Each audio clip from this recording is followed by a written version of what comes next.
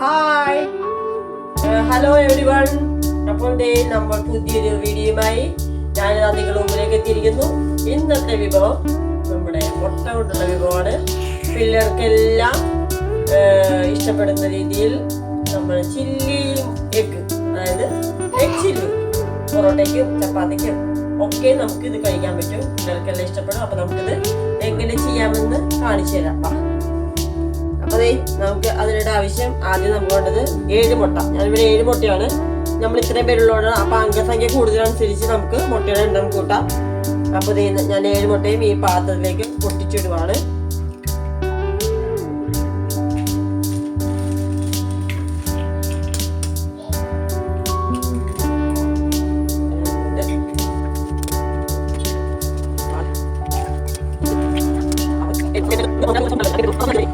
കുരുമുളക് പൊടി വേണ്ടല്ലോ, 1/2 സ്പൂൺ കുരുമുളക് പൊടി ഇട്ടു.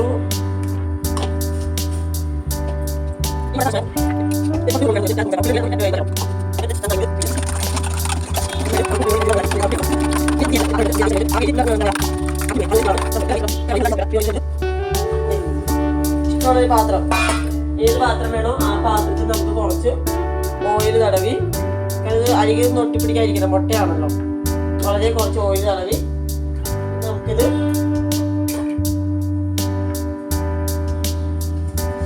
അരികെല്ലാം നല്ലവണ്ണം ഓയിൽ ബ്രഷ് ചെയ്ത് കേട്ടോ. എന്നിട്ട് നമുക്ക് ഇതിലേക്ക് ഒഴിച്ചു കൊടുക്കാം. കംപ്ലീറ്റ് നമുക്ക് ഒഴിച്ചു കൊടുക്കാം. അപ്പൊ നമ്മൾ ആ മുട്ട എല്ലാം കംപ്ലീറ്റും ആ പ്ലേറ്റിലോട്ട് നമ്മൾ ഒഴിച്ചിട്ടുണ്ട്. ഇനി നമുക്കിത് 10 മിനിറ്റ് മതി. അപ്പോഴത്തേക്കും മുട്ട റെഡി ഉണ്ടാവും. അപ്പൊ നമുക്കിത് ആവി വെച്ചിട്ട് 10 മിനിറ്റ് കഴിഞ്ഞ് തുറന്നു നോക്കാം. അപ്പൊ നമ്മള് മുട്ട വെച്ചിട്ട് 10 മിനിറ്റ് ആയി. നമുക്കിത് തുറന്നു നോക്കാം. കേട്ടാ, നല്ല അടിപൊളി ഫ്ലഫി ആയിട്ട് പൊങ്ങി വന്നിട്ടുണ്ട് കേട്ടോ. നമുക്കിത് ഒരു ഫോർക്ക് കൊണ്ടോ കത്തി കൊണ്ടോ ഇതാട്ടോ, ഒട്ടും തന്നെ പിടിക്കുന്നില്ല കണ്ടോ. അപ്പൊ ഉള്ളെല്ലാം വെന്തു നിർത്താം കേട്ടോ. ഇനി നമുക്കിത് ഒരു പ്ലേറ്റിലോട്ട് മാറ്റിയിട്ട് ക്യൂബ്സ് ആയിട്ട് കട്ട് ചെയ്തെടുക്കാം. 1/2 ടീസ്പൂൺ മുളക് പൊടി. ഇനി നമുക്ക് ഇതിലേക്ക് കുറച്ച് ഇഞ്ചി വെളുത്തുള്ളി പേസ്റ്റ്, വളരെ കുറച്ച് മതി.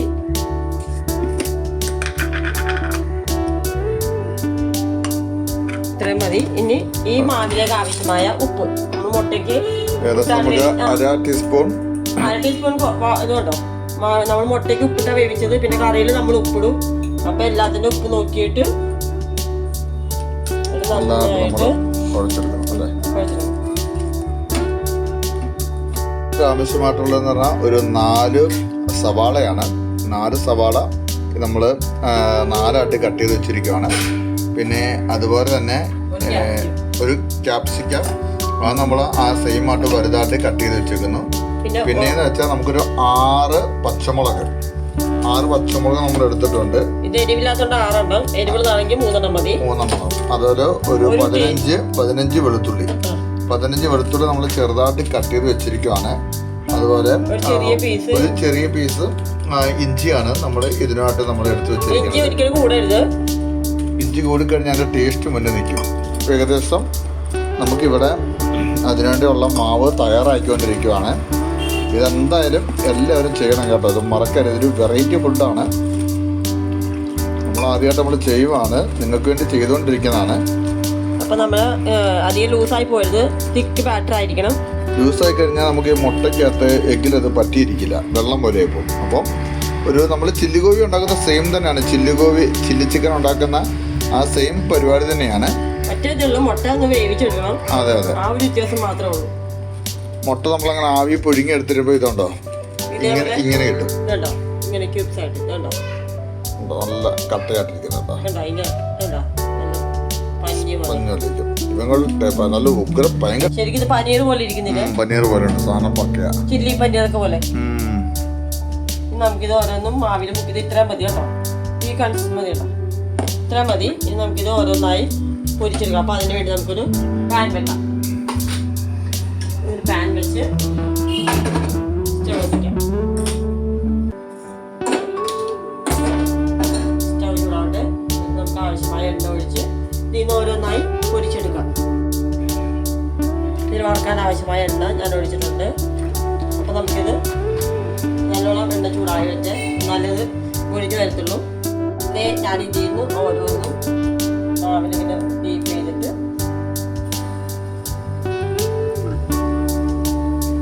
നമുക്കിതെല്ലാം നല്ല ഇതായിട്ട് വറുത്തെടുക്കാം.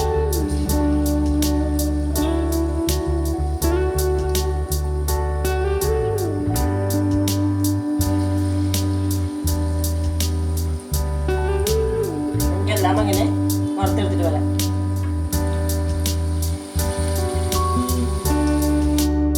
നമ്മുടെ ചില്ലിയൊക്കെ സെറ്റ് ആയിട്ടുണ്ട്. നമ്മളിപ്പോൾ വറുത്ത കോരി എടുത്തിരിക്കും കേട്ടോ.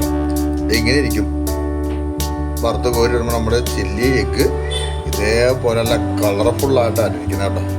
ഇനിയിപ്പോൾ നമ്മുടെ സോഫി എന്തെങ്കിലും കറി വെക്കാൻ വേണ്ടി പോവുകയാണ്. അപ്പോൾ അതിനുവേണ്ടി നമ്മൾ പുതിയൊരു ചീഞ്ചട്ടി എന്നാൽ വെള്ളം തോരാൻ വേണ്ടി നമ്മൾ അടുപ്പിൽ വെച്ചുകൊണ്ട് തീ കത്തിച്ചിരിക്കുകയാണ്. ഞാൻ വെള്ളം തീരുമ്പോഴത്തേക്ക് നമ്മൾ എന്ത് ചെയ്യാനാ സോഫി ഉദ്ദേശിക്കുന്നത്? ഈ വറുത്ത എണ്ണയിൽ കുറച്ച് എണ്ണ മതിയേ. കുറച്ച് എണ്ണ ഇതിലോട്ട് ഒഴിച്ചിട്ട് ഇഞ്ചി വെളുത്തുള്ളി നമുക്ക് 1 by 1 ആയിട്ട് അല്ലാണ്ട് മൂപ്പിച്ചു വരും അല്ലേ? അധികം മൂപ്പിക്കരുതേ. ഞാനല്ല നീയല്ലേ മൂപ്പിക്കുന്നേ. ഇത്രയും മതി.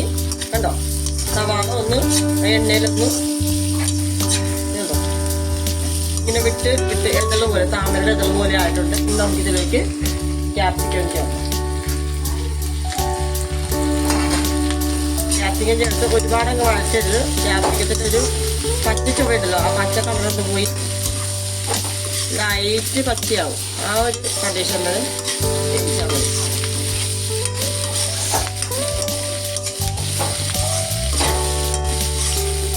ഇതൊന്നാവട്ടെ, നമുക്കിതൊട്ട് വെയിറ്റ് ചെയ്യാം. ഈ പരിവങ്ങളോ ഇത്ര മതി. ക്യാപ്സിക്കം വല്ലാണ്ട് അങ്ങ് വെന്ത് കുഴഞ്ഞു പോകരുത്, കടിക്കാൻ കിട്ടണം. നമുക്കിനി ഇതിലേക്ക് സോസുകളും കുറച്ച് വിനാഗിരി ഒരു പിഞ്ച് പഞ്ചസാര എല്ലാം ചേർത്ത് നമുക്കിത് ഒന്നും കൂടി ഒന്ന് വഴറ്റിയെടുക്കാം. തീയത് വളരെ കുറച്ച് വെച്ചിട്ട് നമുക്ക് ആദ്യം നമുക്ക് സോയാ സോസ് 1 സ്പൂൺ ചേർക്കാം.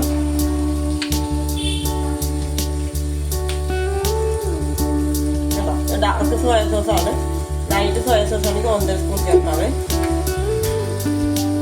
നമുക്കിതിലേക്ക് എൻ്റെ കയ്യിൽ റെഡ് ചില്ലി പേസ്റ്റ് ഉള്ളതുകൊണ്ട് ഞാനതും ഗ്രീൻ ചില്ലി പേസ്റ്റും ചേർക്കുന്നുണ്ട്. നിങ്ങളുടെ ഏതാണോ ഉള്ളത് അത് ചേർക്കാം കേട്ടോ. റെഡ് ചില്ലി പേസ്റ്റ് ഫ്രിഡ്ജിൽ വെച്ചിട്ട് റെഡ് ചില്ലി പേസ്റ്റ് 1 സ്പൂണ്, പിന്നെ ഗ്രീൻ ചില്ലി പേസ്റ്റ്. പിന്നെ രണ്ടുള്ളതുകൊണ്ട് ഞാൻ അത് ചേർക്കുവാണ്. നിങ്ങളിൽ ഏതാണോ ഉള്ളത് അത് ചേർത്താൽ മതി. പിന്നെ നമുക്ക് ഇത് നന്നായിട്ടൊന്ന് ഇളക്കാം.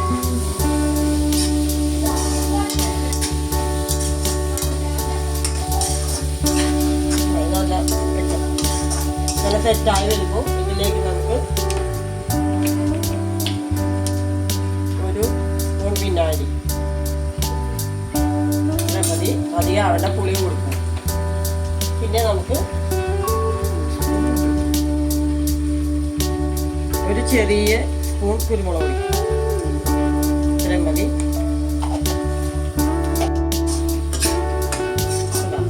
കുരുമുളക് പൊടി വിനാഗിരി നന്നായിട്ട് ഇടയ്ക്ക് ആ സവാളയായിട്ട് നന്നായി ഒഴിച്ചിട്ടുണ്ട്. ഇനി നമുക്ക് ഇതിലേക്ക് ചേർക്കാനുള്ളത് ടൊമാറ്റോ സോസ് ഉണ്ട്. പിന്നെ നമുക്ക് ഇതിലോട്ട് കളറിന് വേണ്ടി മാത്രം, ഇത് വേണമെങ്കിൽ സ്കിപ്പ് ചെയ്യാം കേട്ടോ. ഞാൻ ജസ്റ്റ് കളറിന് വേണ്ടി മാത്രം ഒരു 1/4 സ്പൂൺ കാശ്മീരി മുളക് പൊടിയും കൂടിയാ. കാശ്മീരി കളറിന് വേണ്ടി മാത്രം. മറ്റേ മുളക് പൊടിയാണെങ്കിൽ നമുക്ക് നല്ല എരിവായിരിക്കും. അതുപോലെ മുളക് പൊടി ചേർക്കണം, മറ്റേ മുളക് പൊടി ചേർക്കണം, കളറിന് വേണ്ടി ചേർക്കുന്നേ ഉള്ളൂ. കാശ്മീരി മുളക് പൊടിക്ക് എരിവ് കുറവായിരിക്കും, പകരം എരിവില്ല, നല്ല കളർ ഉണ്ടാവും. കണ്ടോ നല്ലതുണ്ടാവും, നല്ലൊരു കളർ വന്നുണ്ടോ. കണ്ടോ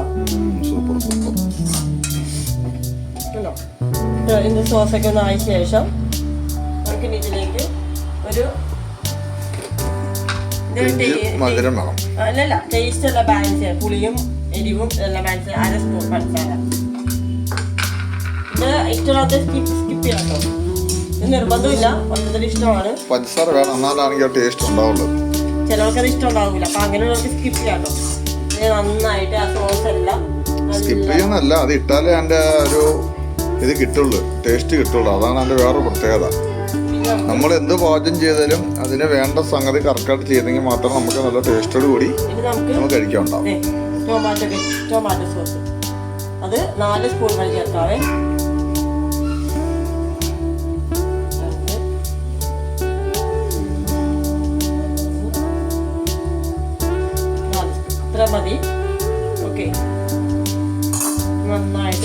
ടൊമാറ്റോ കെച്ചപ്പ് കൂടി നല്ല ക്രീമി ആയിട്ടുണ്ട് കേട്ടോ. കാണിച്ചോട്ടെ തന്നെ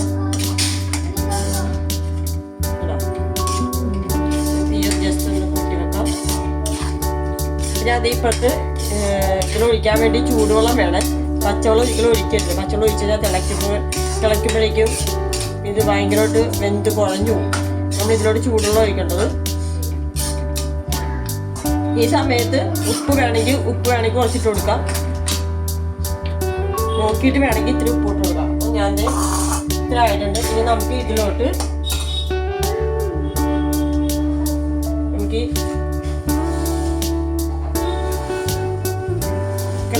കട്ട് ചെയ്ത് വെച്ച വറുത്ത് വെച്ച് കഴിഞ്ഞാൽ ഇതും എല്ലാ ഭാഗത്തേക്കും നന്നായിട്ട് തീ കൂട്ടി വെച്ച് എന്ത് ചെയ്യണേ, അല്ലെങ്കിൽ ഇത് അടിഭാഗം കടിച്ചു പോകും കേട്ടോ.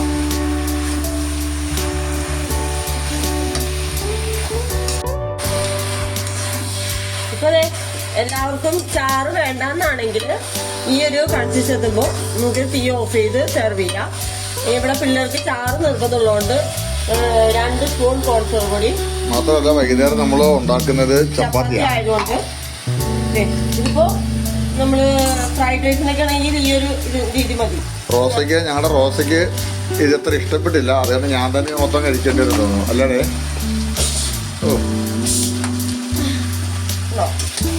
ജസ്റ്റ് കുറച്ച് വെച്ചേക്ക്, അത് അടി പിടിക്കും.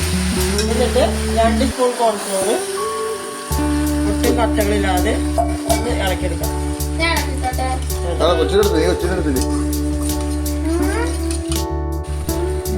ഒട്ടും കട്ടകളില്ലാതെ ഞാൻ ഒഴിക്കാൻ പോവാണ്.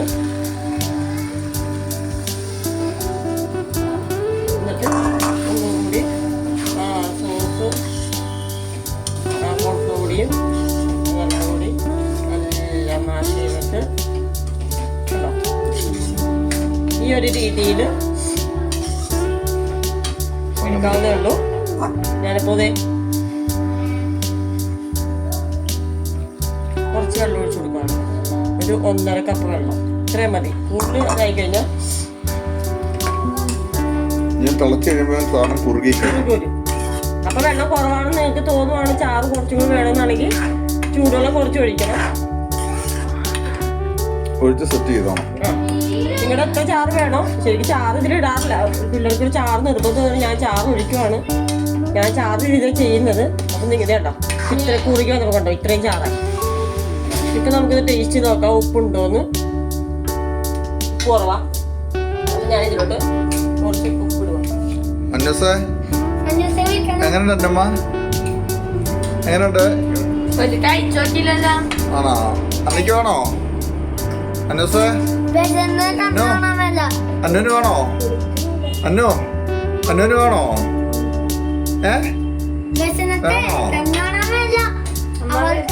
അതാ അവൾക്കാണോ അല്ല നിനക്കാണോ? അപ്പൊ നമ്മുടെ കറി ഏകദേശം ഓക്കെ ആയിട്ട്. അപ്പൊ ഞാൻ ഇതിലേക്ക് മല്ലിയില ഗാർണിഷ് ചെയ്യാൻ ഇടുകയാണ്. അപ്പൊ ഇത്രേ ഉള്ളൂ നമ്മുടെ എഗ് ചില്ലി കേട്ടോ. ഇനി നമുക്കിത് മൂടി വെച്ചിട്ട് അങ്ങനെ തന്നെ ഇരിക്കട്ടെ. എടുക്കാം. ഈ പാത്രത്തോട് നമ്മൾ സെർവ് ചെയ്ത് വെക്കുന്നതായിരിക്കും അല്ലേ? ഇപ്പൊ എടുക്കുന്നത് ഒരു 10 മിനിറ്റ് ഇങ്ങനെ ഇരിക്കട്ടെ ചൂടില്. ആ മുട്ടയിൽ ആ ചാറ് എന്നിട്ട് നമ്മൾ വിളമ്പാൻ നേരത്ത് മാത്രം എന്നൊരു പാത്രത്തിലേക്ക് സെർവ് ചെയ്താൽ മതി. ആ ചൂടത്ത് അങ്ങനെ ഇരിക്കട്ടെ. ഇത്ര ഉള്ളതാണ് തിളക്കുന്നത്. ഇനിയും തിളച്ച് കഴിഞ്ഞാൽ കുറുകി പോകും. ഇതിനുള്ള ഞാൻ സ്റ്റവ് ഓഫ് ചെയ്യാണ്.